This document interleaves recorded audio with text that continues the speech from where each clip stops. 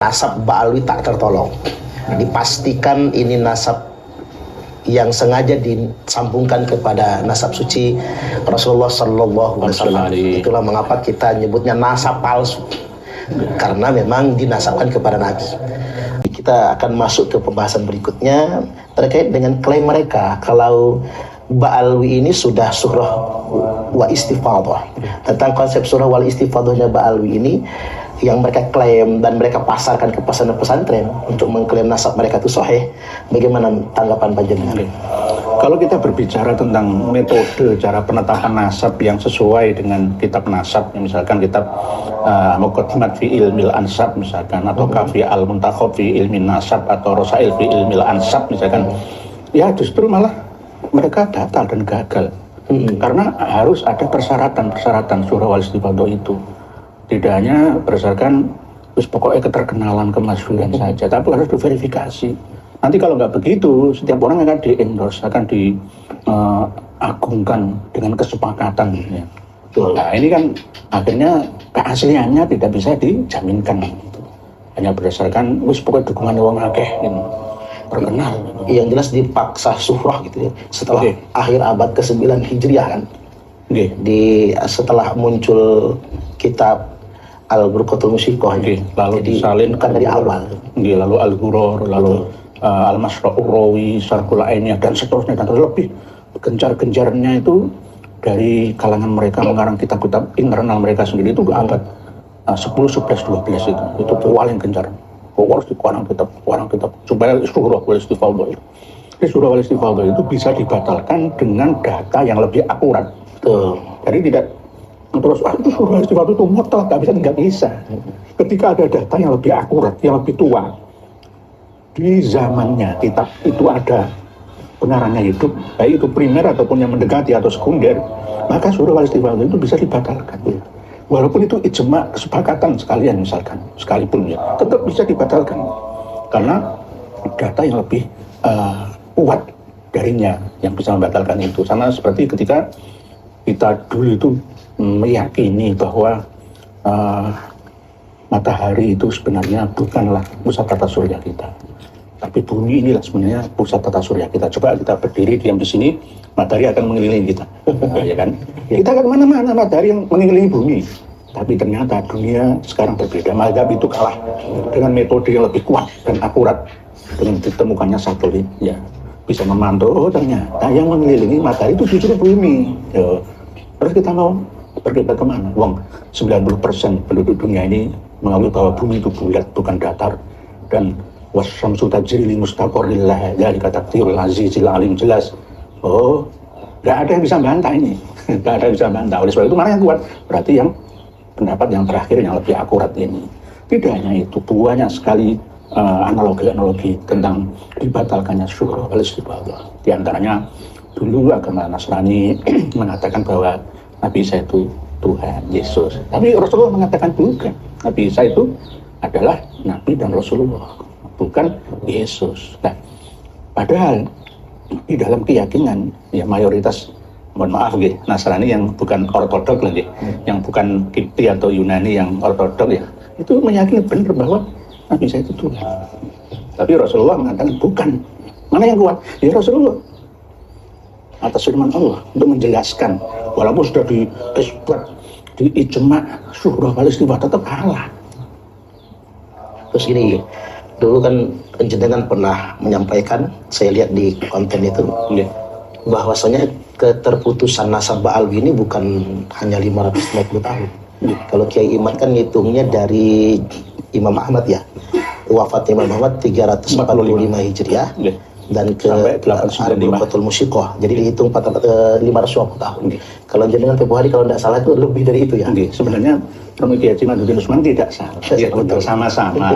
Ini yang namanya khilafiyah yang membawa rahmah. Jadi perbedaan saya dengan beliaunya itu tidak membawa nikmah, tapi ni'mah malah menguatkan. Saya lebih lama karena Syekh Ali bin Abu Bakar As-Sakran itu kan internal Bahlawi sendiri.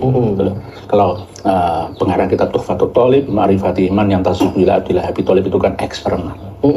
Pengarang kitab Tufatul Thalib yang wafat 996 Hijriah. Saya tarik, saya genapkan dari 345 ke 995. Artinya Oh gitu. 650 tahun. Itu pun setelah saya verifikasi, saya koreksi melalui data manuskripnya juga masih belum sesuai. Masih belum clear 650 tahun, bisa 700 tahun dan bisa juga lebih, bisa selamanya. Karena semuanya berdasarkan lokomotif yang sama. Jadi berdasarkan taklikot atau catatan santri. Dan ketika saya teliti dari catatannya, Sayyid Muhammad As-Samarqandi Al-Madani itu menulis hanya sekedar menulis saja tanpa memverifikasi kitab Tarikh Al-Janadi, Tarikh Al-Khazraji, Tarikh Al-Adal, nggak ada.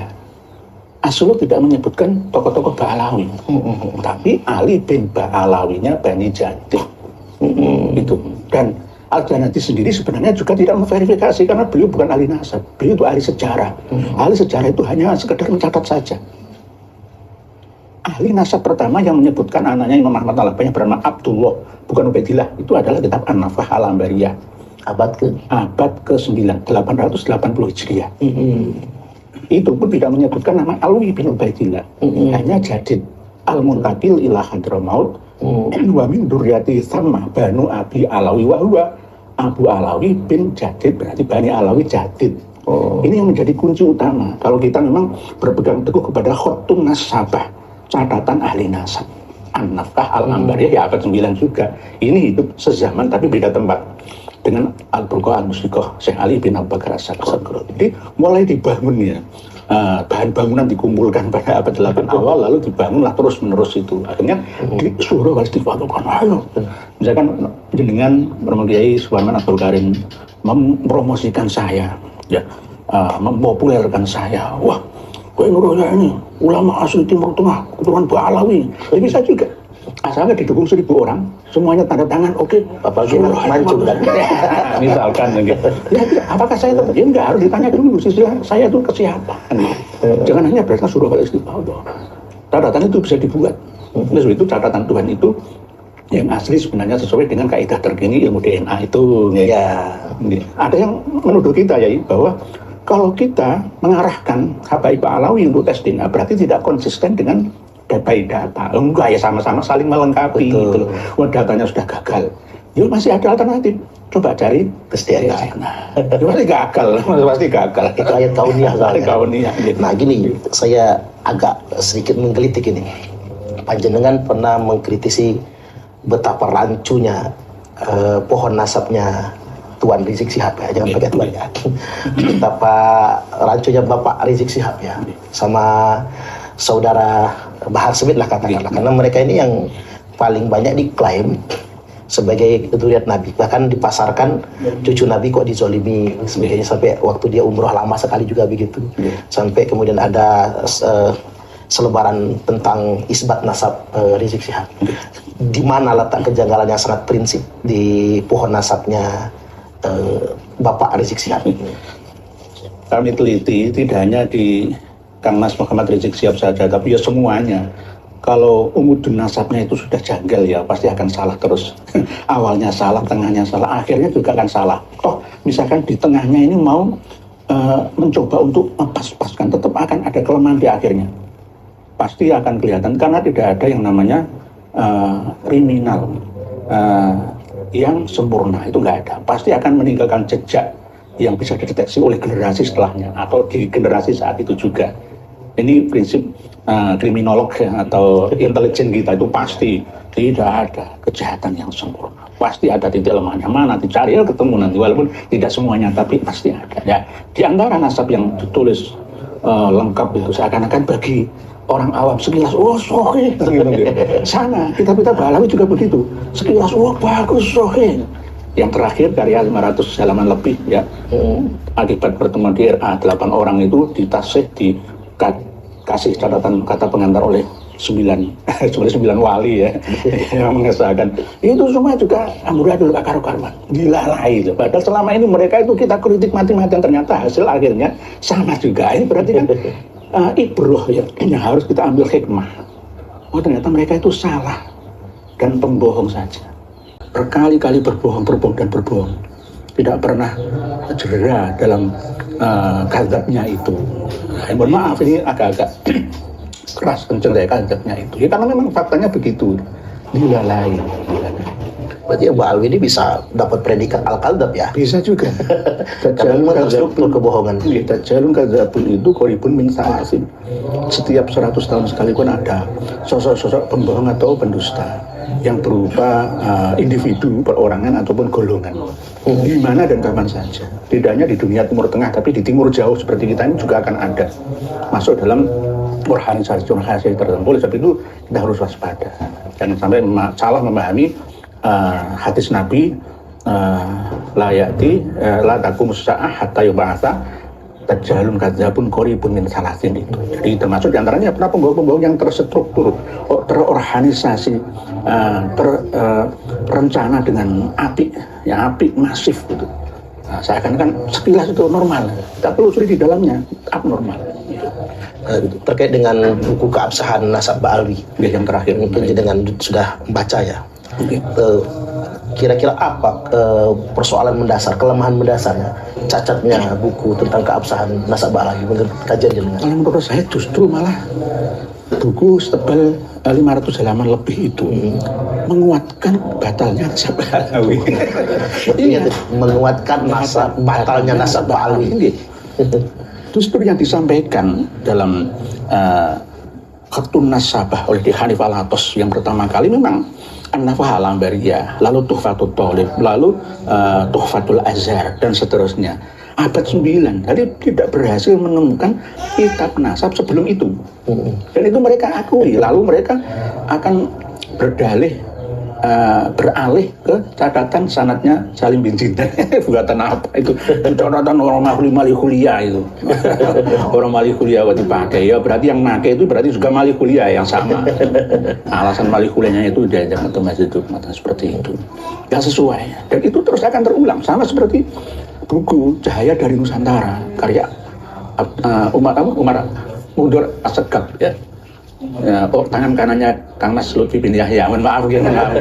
Ini saya sebutkan mereknya. Kang Mas ya. Lain deh, ada kesalahan Pak Yai.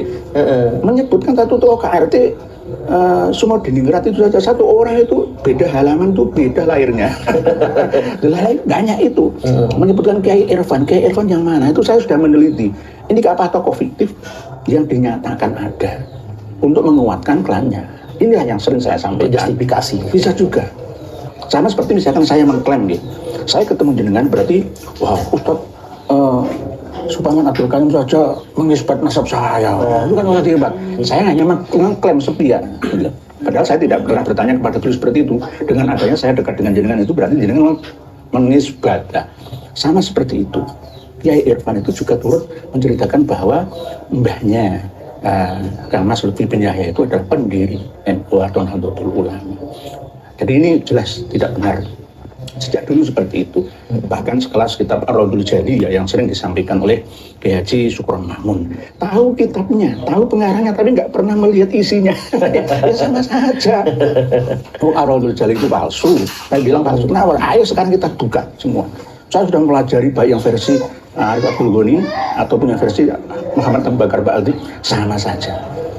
Nggak nyambung. Syarat kitab nasab itu harus nyambung. Khatun nasabah itu nyambung dengan kitab sebelumnya. Ittisal lil usul, nyambung dengan kitab pokok atau induknya. Kitab-kitab nasab itu sudah ada sejak abad 2, 3, 4 Hijriah sudah ada. Jangan mengatakan, wah nggak perlu dicari kitab sezaman. Hadis saja dicatat abad kedua Hijriah. Enggak begitu. Kitab nasab itu sudah ada sejak awal. Cuma yang tidak ada itu Abdullah atau Ubaidullah yang menjadi anaknya Imam Ahmad bin Isa. Jangan kita justru malah mengotak-atik, memutar balik kitab Asy-Syajarah Al-Mubarakah. Di antara anaknya Imam Ahmad Al-Abah itu ada di salah satu bahan itu kan Fahrul Razi. Sebelum kitab Asy-Syajarah Al-Mubarakah itu ada kitab Muntaqilatul Thalibiyah, itu sudah mereportase. Ada anaknya Imam Ahmad Al-Albani yang bernama Muhammad. Ada anaknya Imam Ahmad Al-Albani yang bernama Ali. Nah, setelah itu kan ada kitab Asy-Syajarah Al-Mubarakahnya menab Husain. Tiga itu. Jadi pas sudah. Dan jangan disalahkan Imam Fahrul Razi. Karena apa? Imam Fakhrul Razi berdasarkan kitab sebelumnya. Walaupun Al-Masjid tidak menyebut, Tahdhibul Ansab tidak menyebut, tapi Al-Muntaqilatul Talbiyah menyebut. Kalau disalahkan semua ya berarti nasabah dari kalangan internet baru juga salah semua. Tapi Yusuf Jamalulail juga menyebut. Semuanya menyebut, cuma ditambah Abdullah itu aja. Jadi Tufatul Azhar juga menyebut semuanya. Jadi jangan menyalahkan Imam Fakhrul Razi. Sampai hari ini nasab Ba'alwi tak tertolong. Dipastikan ini nasab yang sengaja disambungkan kepada nasab suci Rasulullah Sallallahu Alaihi Wasallam. Itulah mengapa kita nyebutnya nasab palsu, karena memang dinasabkan kepada Nabi.